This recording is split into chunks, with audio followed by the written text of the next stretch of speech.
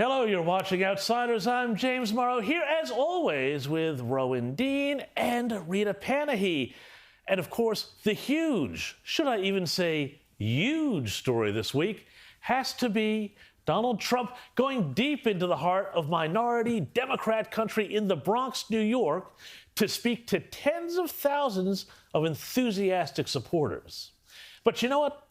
While the rally itself was big news, leading to this fantastic New York Post front page Uptown Funk, I think everyone's kind of missing the point if they don't look at what Donald Trump actually said at the rally and then contrast it really properly with what Joe Biden is out there saying.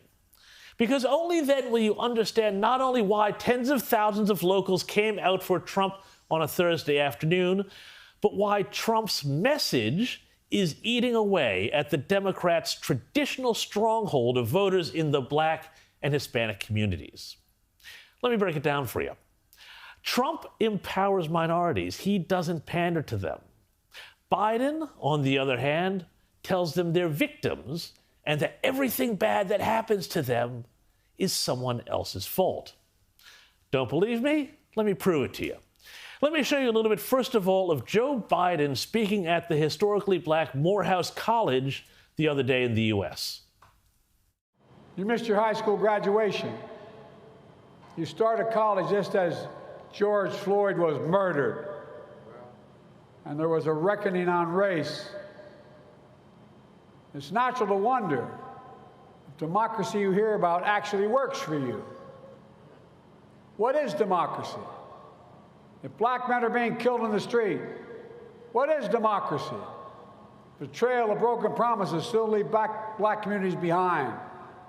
What is democracy? You have to be 10 times better than anyone else to get a fair shot. Got that? Joe Biden is saying is if you're black, you're a victim, automatically. Forget democracy. The system, he's saying, is rigged against you and even trying to kill you. Any one of you as a black American, he's saying, could wind up getting killed by the cops just like George Floyd, even if, unlike Floyd, you led a perfectly blameless life. And you have to work 10 times harder, Biden said, to get ahead. Gee, how inspiring. Now, though, let's have a look at what Donald Trump had to say in New York. It doesn't matter whether you're black or brown or white or whatever the hell color you are. It doesn't matter. We are all Americans, and we're going to pull together as Americans.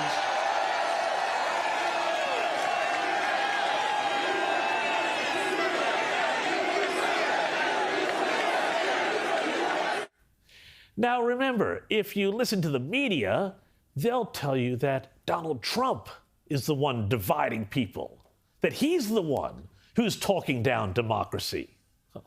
Nonsense. He's the one there with the message that it doesn't matter who you are, you can make it in America. Biden is the one out there dividing people by race and, more importantly, more sinisterly, telling black Americans that they are victims, disempowering them, saying that anything bad that happens to them, again, is not their fault, but rather it's the system. And look, this was part of the theme of the whole speech. America is in a lot of trouble, Trump said. New York is in a lot of trouble. Thanks to really identifiable problems from defund the police to open borders, well, New York was once the greatest city in the world. And now, thanks to the Democrats, Trump says, and he's right, it's a dump. But his message is, together, we can fix it. Now, all of this that Trump says represents a message that the elite, who in the age of the internet are no longer able to gatekeep, is getting through to members of the minority groups the elite used to be able to control or think they controlled. People like this guy. You said you've always voted Democrat, but this year it's going to change. Why is that? Because I've seen the change go for the worse. With the Bidenomics, with the Democratic Party, I've been Democrat all my life. And Donald Trump, he just has the right answers. He's speaking on illegal immigration, all the money pouring out of the country, people losing their jobs, the economy is failing. And at 60 years old, I realize now that we have to support Donald Trump and make things better.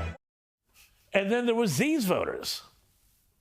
It's too much crime. Everything is going downhill. The economy is going bad. The food is expensive. It's like affordable housing is not for everybody. It's just horrible. I want food to go cheaper. The gas, I want gas cheaper. When I came and he was the president, the gas was a lot cheaper than it is right now. Now we're becoming the Bronx second-class citizens. We have this influx of migrants are coming in, and they're getting everything. And everyone in the Bronx, in the city of New York, is forgotten. There you go. And no wonder, given all that, there was such a freak out by the rest of the media. The New York Times practically had kittens reporting that at a Trump rally in the Bronx, chants of build the wall. Oh my God, the horror.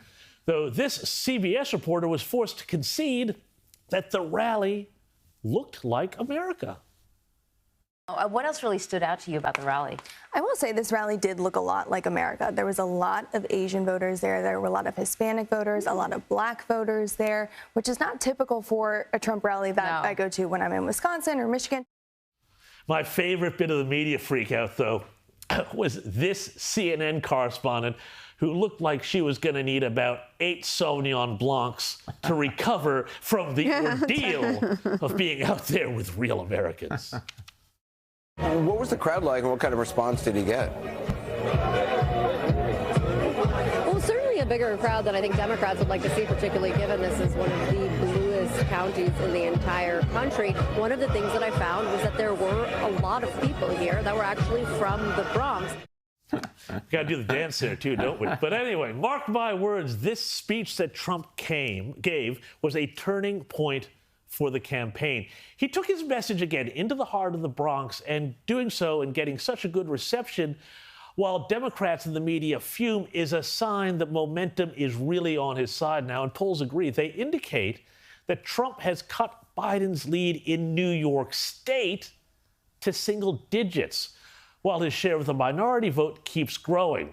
Now, I'm not sure Trump can actually take New York, which hasn't voted for a Republican since 1984, when Ronald Reagan trounced Walter Mondale, there's a name for your pub trivia, winning every state but Minnesota as well as Washington, D.C. But I am now more convinced than ever that Trump can win this thing overall in November.